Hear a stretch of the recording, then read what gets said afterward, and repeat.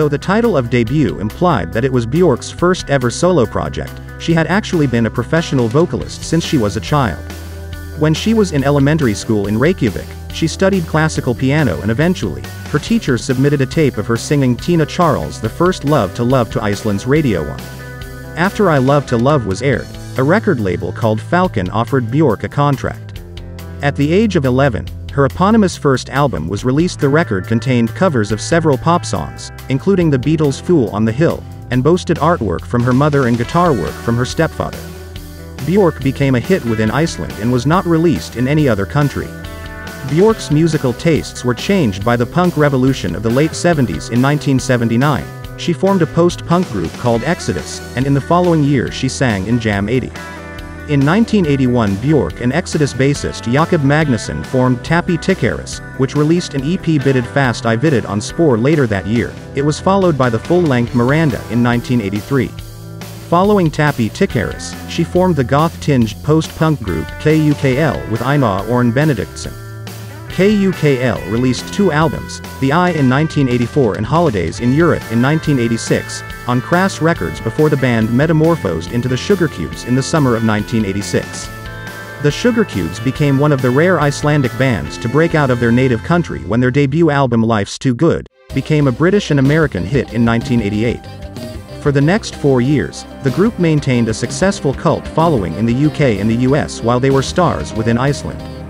During 1990, Björk recorded a set of jazz standards and originals with an Icelandic bebop group called Trio Gudmundar Ingolfssonar. The album Gling Glow was released only in Iceland.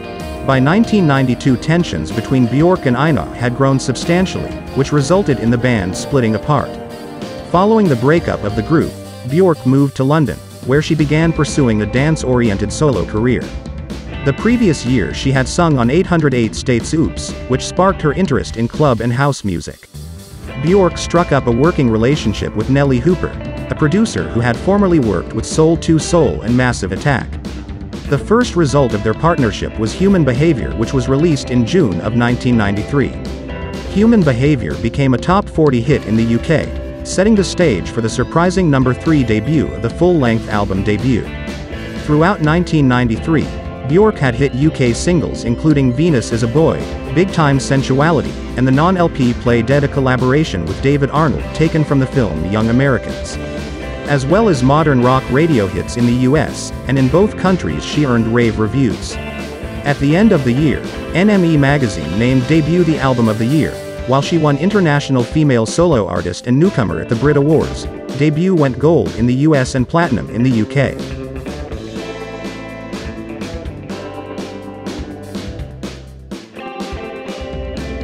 During 1994, Björk was relatively quiet as she recorded her second album with Nelly Hooper, Tricky, 808 States Graham Massey and Howie B of Mo Wax Records. She also released a remix EP, co-wrote Madonna's Bedtime Stories and performed on MTV Unplugged that same year. Army of Me, the first single from Björk's forthcoming album, was released as a teaser single in the spring of 1995. It debuted at number 10 in the UK and became a moderate alternative rock hit in the US Post. Her second album was released in June of 1995 to positive reviews. It peaked at number 2 in the UK and number 32 in the US Post, matched its predecessor in terms of sales and praise, going gold in the US and helping her earn her second Brit Award for Best International Female Artist. Post yielded the British hit singles Isabel, It's Oh So Quiet, and Hyperballad, yet her singles failed to make much headway on American radio or MTV. Late in 1996, Björk released Telegram, an album comprising radical remixes of the entire Post album. In the UK, Telegram was released in America in January 1997. Homogenic, her most experimental studio effort to date, followed later that same year and spawned many remix releases in the next few years to follow. In the spring of 2000, she was named Best Actress by jurors at the Cannes Film Festival for her work in Lars von Trier's Palme d'Or-winning Dancer in the Dark. Selma Songs, her score for the film, reunited Björk with her homogenic collaborator Mark Bell and arrived in the fall of 2000, just in time for Dancer in the Dark's US release. The full-length follow-up Vespertine was released 1 year later. She released a greatest hits collection in the Family Tree box set late in 2002. After performing a few dates in 2003, Björk geared up for a busy 2004, which included the release of her all-vocals and vocal samples-based album Medulla and a performance of one of its songs Oceania at the 2004 Summer Olympics in Athens, Greece.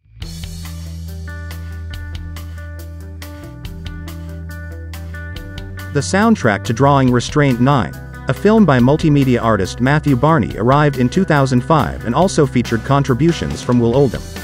Released in 2007, Volta returned to the more playful, percussive side of Björk's music and included collaborations with Timbaland, Tumani Jabate, Anthony Hegarty and an all-female Icelandic choir. Her tour supporting the album was a lavish affair, as chronicled in the 2009 set Voltaic, which was released in sets ranging from a CD and DVD to limited multi-disc and vinyl editions. While she was touring the world in support of Volta, Björk began work on her most ambitious project to date, Biophilia, an interactive exploration of humanity's relationships to sound in the universe that would also educate listeners or viewers about music theory and science. Initially envisioned as a musical house, then an IMAX film directed by Michel Gondry, Biophilia, which took shape with the help of engineers, scientists and video game designers, was eventually released as a suite of apps for the iPad and iPhone. The album, which was also released on CD, arrived in October 2011.